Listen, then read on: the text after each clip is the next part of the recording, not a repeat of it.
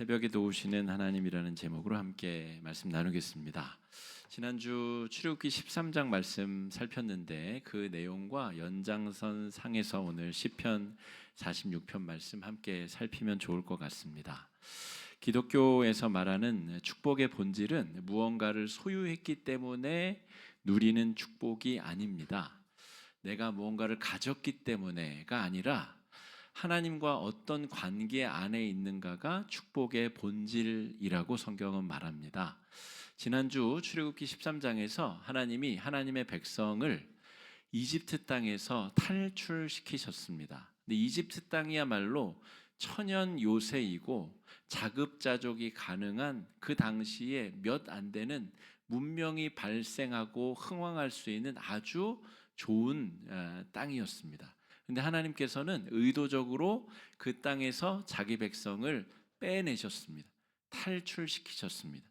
그러니까 더 많이 가졌는가? 좋은 자연 자원과 천연의 요새적 환경을 가졌는가가 성경에서 말하는 복의 본질이 아니라 하나님과 어떤 관계 안에 있느냐가, 그가 광야 속을 걸어가든 바다가 갈라져서 홍해를 걸어가든 장소와 상황과 소유와 상관없이 본질적인 행복과 축복은 하나님과의 관계 안에 있다라는 것이 성경을 관통하는 핵심적인 주제입니다.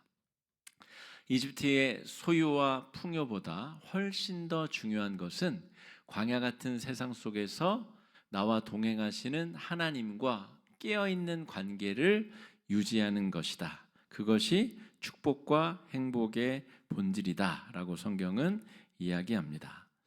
오늘 시편 46편 우리 앞쪽에 보면 그 표제어라고 되어 있는 부분에 보통은 시편이 다윗의 시라고 써 있는데 46편에는 뭐라고 써 있냐면 고라 자손의 시다라고 되어 있습니다. 고라 자손. 그러면 고라라고 하는 사람을 알아야 되겠죠.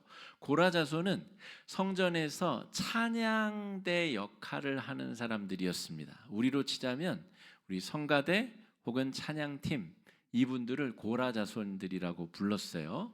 고라 자손은 레위 지파에 속한 어떤 혈통에 속한 직계 가족들을 말하는데 고라라고 하는 사람이 레위의 손자였어요. 그리고 고라의 자손들이 성전에서 찬양하고 악기를 연주하고 하나님을 높이는 일을 전문적으로 했었던 사람들이다라고 볼 수가 있습니다. 그런데 이 고라 자손의 시조가 되는 고라라고 하는 사람은 반역을 일으켰었던 반역자입니다. 모세와 아론에게 반기를 들었었던 사람. 우리 민수기 16장 1절 2절에 내용이 써 있는데요. 한번 읽어보겠습니다. 시작. 레위의 증손 고핫의 고라와 르우벤 자손 엘리압의 아들 다단과 아비람과 벨렛의 아들 온이 당을 짓고 이스라엘 자손 총회에서 택함을 받은 자 곧 회중 가운데에서 이름 있는 지휘관 250명과 함께 일어나서 모세를 거스르니라. 그러니까 이 고라와 몇몇 지파의 지도자들이 250명의 다른 지도자들을 꼬드겨 가지고 이 모세와 아론에게 대항하고 항거하는 반역을 일으켰다는 말이죠. 아니, 당신들이 뭔데 우리를 이끄는 지도자 역할을 한다고 합니까? 당신들이 우리보다 난 게 뭐요? 우리가 더 젊고 우리가 더 능력이 탁월하고 우리도 당신들 못지않게 이 백성 이끌 수 있는 사람들입니다 라고 하고 대들었다는 말이죠. 이 결과로 하나님이 어떤 징계를 내리시냐면 땅이 갈라져서 이 고라를 비롯한 이 반역자들과 250의 지도자들을 다 삼켰습니다. 그들의 생명과 소유가 다 삼키게 하고 땅이 다시 닫혔습니다. 그러니까 하나님께서 그 반역자들을 처단하신 거죠. 그 고라의 살아남은 자손들이 오늘 시편 46편을 쓰고 있다는 거예요.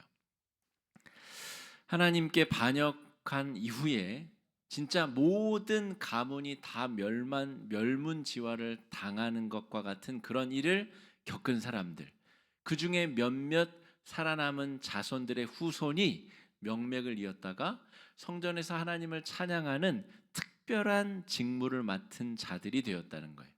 그래서 이들이 고백하는 내용에는 하나님이 우리와 함께 하심에라고 하는 표현이 오늘 시편 46편에 반복적으로 등장하고 있습니다. 7절 말씀 한번 같이 읽어보겠습니다. 시작.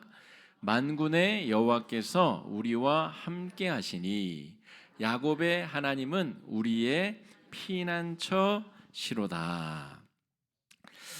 여러분, 그들의 조상 고라는 권력을 탐했다가 멸망한 사람이에요. 자기 가문에 있어서 그 이야기가 대대로 전해지고 있는 조상에 대한 이야기입니다. 권력을 탐했다가 멸망한 조상. 그런데 그 자손들은 그 이야기를 기억하면서 정말 소중한 것이 무엇이냐? 권력을 소유하는 것이 행복의 본질인가? 아니면 하나님과 좋은 관계 안에 있는 것, 하나님을 하나님으로 잘 섬기는 백성으로 살아가는 것, 이것이 행복의 본질인가? 오늘 안전과 행복과 평탄케 하시는 하나님의 삶의 본질을 고라 자손들이 뭐라고 묘사하고 있는가 우리가 좀 살펴봐야 됩니다. 하나님께서 함께 하시는 자들은 피난처에 보호받는 사람들이다라고 오늘 7절 말씀에 고백하고 있는데, 그러면 하나님이 함께 해주시는 사람들은 어떤 사람들인가를 살펴야 됩니다. 하나님이 함께 해주시는 사람들은 하나님을 자기가 선택했다고 믿는 사람들이 아닙니다.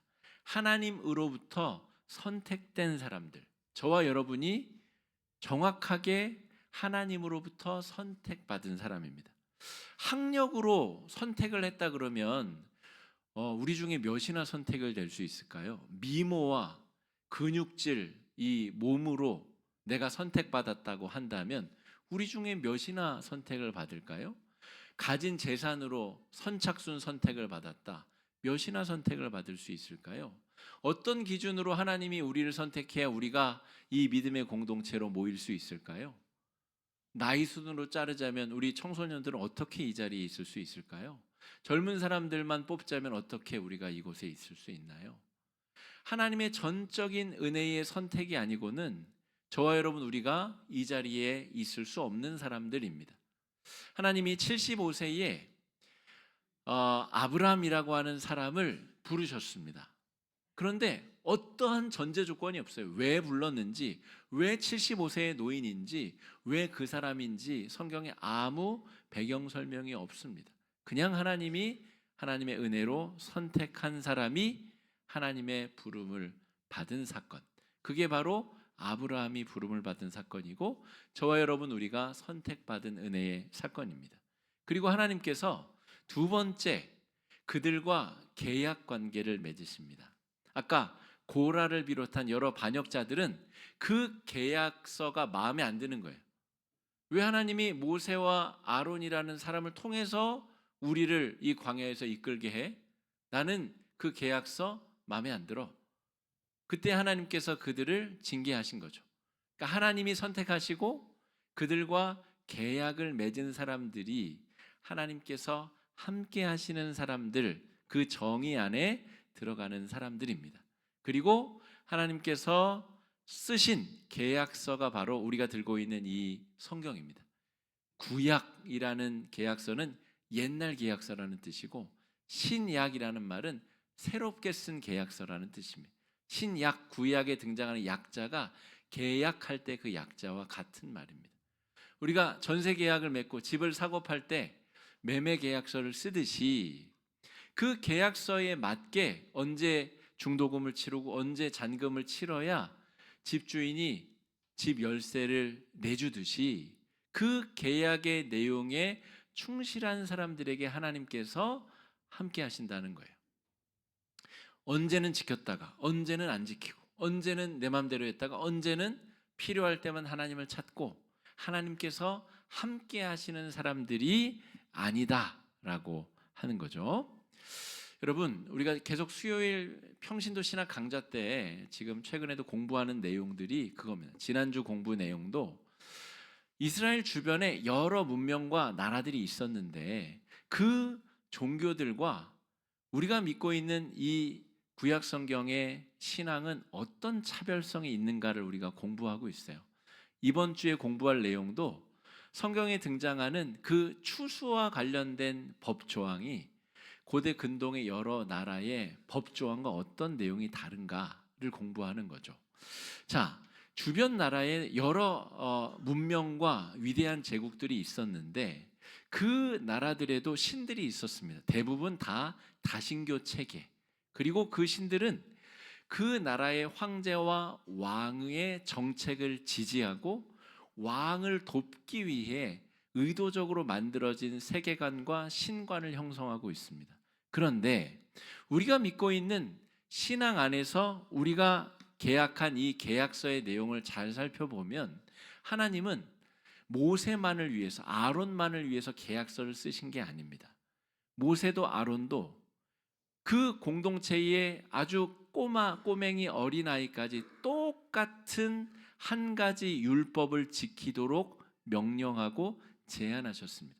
모든 사람에게 공평한 법률, 모든 사람에게 다 같이 통하도록 만든 계약서를 하나님께서 준비하셨다라는 거죠.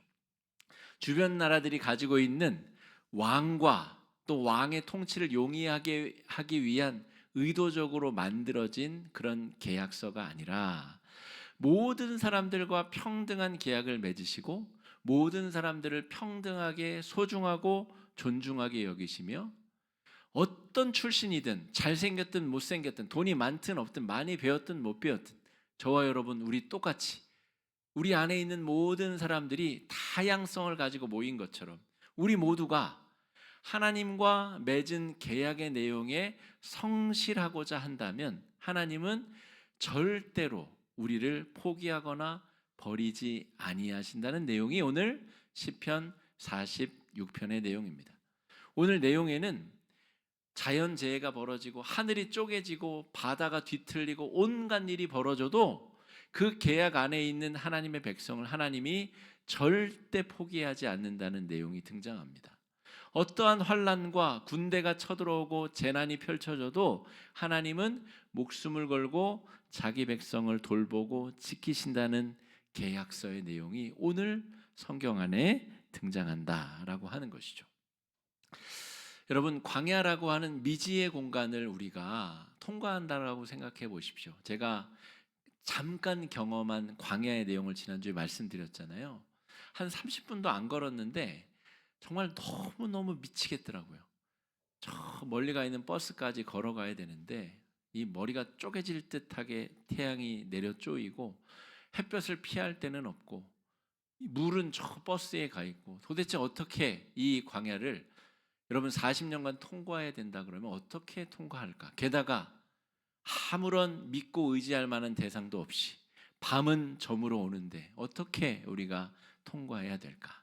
제가 아주 오래전에 제주도에 여행을 갔다가 지인이 서귀포에 살아가지고 서귀포에서 이제 저녁 식사를 하고 호텔이 제주시에 있어가지고 렌트카를 타고 제주시로 건너가야 되는데 렌트카에 기름이 없었어요. 그래서 저랑 아내랑 이제 건너가야 되는데 가다가 기름을 넣고 이제 제주시까지 건너갈 계획을 했는데 10시가 됐는데 주유소가 다 문을 닫은 거예요. 그래서 이렇게 삥 돌아가지고 가려니까 기름이 떨어질 것 같고 그래서 한라산을 넘는 이 길이 있잖아요. 그런데 넘는 산이 너무너무 무서운 거예요. 밤안개가 껴가지고 어둑어둑 해는 졌지 안개는 꼈지 도대체 어디서 무슨 일이 벌어질지 기름이 떨어지면 누가 나를 구하러 오기는 할지 전혀 소망과 희망이 없는 그 밤의 경험이 아직도 기억에 선연합니다. 여러분, 모르는 곳에 내가 도움이 절실한 곳에 아무런 도울 방법이 없는 그곳을 통과한다는 것은 우리가 죽음을 느끼고 경험할 만큼 굉장히 위험한 일입니다. 그런데 하나님께서는 하나님의 백성을 광야로 일부러 끌어내셔서 광야에서 그냥 1, 2주 만에 가나안 땅을 당도하게 하신 것도 아니고 의도적으로 40년간이나 광야 생활을 하게 하신다는 거죠. 이 교육적 의미는 무엇이냐면 너희가 무엇을 소유했느냐가 너희의 행복과 안전을 결정하는 것이 아니라 광야 같은 곳에서도 네가 누구와 어떤 관계 안에 있는가가 그 광야에서의 안전과 광야에서의 행복과 그 삶의 수준을 결정한다는 이야기를 가르치시고자 하신 것입니다. 하나님께서 우리 삶에 어떤 일을 행하셨는가를 기억하는 것이 그래서 중요합니다. 이 시의 지은 이들은 고라의 자손들입니다. 자신들의 조상이 고라가 하나님 앞에 반역을 저지르고 멸문지화를 당했었던 그 기억을 뼛속 깊이 새기고 있는 사람들이 고라의 자손들입니다. 그들이 하나님 앞에 이 성소에서 예배자로 찬양하는 자들로 설 때마다 그들은 그들의 과거 역사 속에 있었던 부끄러움과 수치심을 은혜로 상쇄하며 그 자리에 예배자로 선 사람들입니다. 하나님과의 관계 안에 꼭 붙어 있는 것이 얼마만큼 중요한지를 그들은 뼛속 깊이 그들의 DNA 속에 새기고 살아가는 사람들이다 말할 수 있겠습니다. 똑같은 이야기가 신약에도 등장하는데 베드로라고 하는 아주 유명한 예수님의 첫 번째 수제자죠. 이 카톨릭에서는 일대 교황으로 추존하여 섬기는 사람입니다. 이 베드로가 예수님을 모른다고 하룻밤 사이에 3번이나 부인했습니다. 그냥 부인한 게 아니라 내가 저자를 알면 성을 갈겠소, 내가 사람이 아닙니다라고 강한 어조로 예수님을 모른다고 부인했었던 사람입니다. 죽을까 봐, 죽는 게 두려워서. 그런데 이 사람이 성령 강림을 받고 변화된 다음에 무슨 어떤 일을 행하게 되냐면 야고보라고 하는 또 다른 제자가 죽임을 당합니다. 대제사장의 무리들이 저 예수 믿는 자들을 어떻게 짓밟을까를 준비하다가 제자 중에 하나를 죽이게 되죠. 그리고 나자 그들의 힘이 약화되는 것처럼 보입니다. 그래서 그렇다면 베드로도 죽여도 되겠다라고 생각을 하고 베드로까지 잡아들입니다. 그리고 베드로가 지금 감옥에 갇힌 상황이에요. 이미 야고보는 죽었고 야고보를 죽여보고 반란이 일어나지 않고 큰일이 벌어지지 않았기 때문에 베드로를 죽이는 거거든요. 그러니까 당장 내일 날이 밝으면 베드로는 죽을 가능성이 99.999%입니다. 별일 없으면 죽게 될 운명이 베드로입니다. 그런데 베드로가 그 밤에 깊은 잠에 빠집니다. 방금 전에 며칠 전에 불과 얼마 전에 베드로는 자기 목숨을 잃을까 봐 하룻밤 사이에 자기 스승을 3번이나 모른다고 부인했었던 사람인데 이 사람이 이렇게 변합니다. 사도행전 12장 7절 8절 같이 한번 읽어보겠습니다. 시작. 호련히 주의 사자가 나타나매 쳐 깨워 이르되 급히 일어나라 하니 쇠사슬이 그 손에서 벗어지더라. 8절 말씀 아니군요. 7절 8절이 어디 갔죠? 네. 급히 여러분 이게 얼마나 황당한 상황이냐면 천사가 깨우러 온 거예요. 천사가 아마 그런 기대를 했겠죠. 벌벌벌 떨고 있겠구만 이놈 자식. 그리고 왔는데 완전히 잠에 골아 떨어진 겁니다. 어떻게 잤냐면 허리띠를 풀고 신을 벗고 8절에 그 내용이 써 있는데 천사가 일단 옆구리를 쳐서 깨우면 야 일어나. 완전히 잠에 골아떨어진. 여러분이 만약에 암에 걸려서 6개월밖에 못 산다. 시한부 판결을 받았다라고 한번 상정해 보십시오. 6개월이 너무 짧으면 뭐 1년, 2년, 3년 여러분 그렇더라도 밤잠을 자기가 쉽지 않습니다. 내가 뭘 해야 되는지 당장 나에게 남은 시간 동안 내가 뭘 해야 되는지 골몰이 생각하고 어떻게 하면 내 생명을 연장할 수 있을까를 고민하고 고심하느라 밤잠을 설칠 것이 분명합니다. 그런데 베드로는 완전히 잠에 빠집니다. 신발도 벗고 허리띠도 풀고 어떻게 이렇게 잠에 빠질 수 있을까? 베드로가 경험한 은혜가 뭘까요?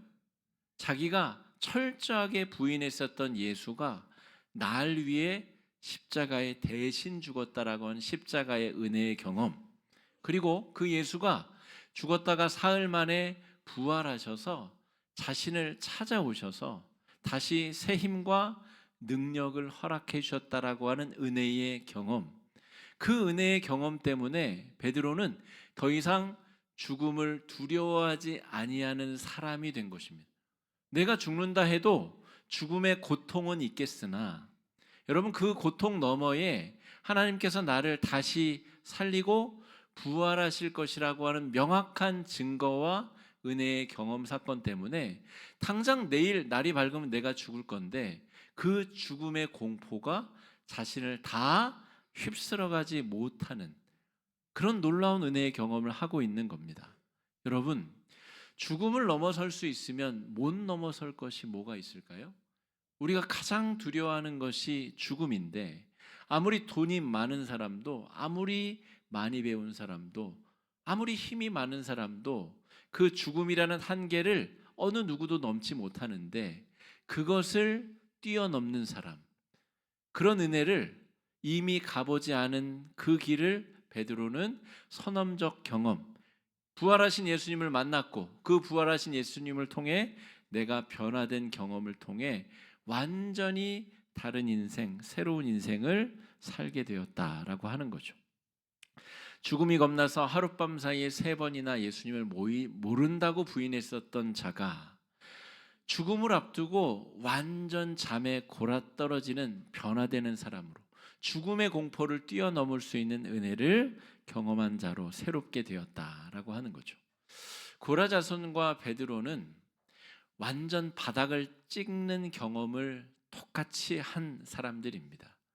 고라자손의 조상 역시도 그들의 조상의 그 씻을 수 없는 과오 때문에 바닥을 찍었었던 사람들이고, 베드로 역시도 너무나 부끄럽게 예수를 믿는 모든 사람들은 베드로의 그 배반 사건을 다 알고 기억하고 있을 만큼 명백하게 배반 사실이 성경에 기록된 인물입니다. 완전히 바닥을 찍어봤기 때문에 더 이상 낮아질 곳도 더 이상 떨어질 곳도 없는 절망을 경험한 사람이 바로 베드로입니다. 여러분, 광야는 그다지 큰 문제가 아닙니다. 광야에서 우리가 어떻게 살아갈 것인가가 핵심적인 질문이자 주제입니다.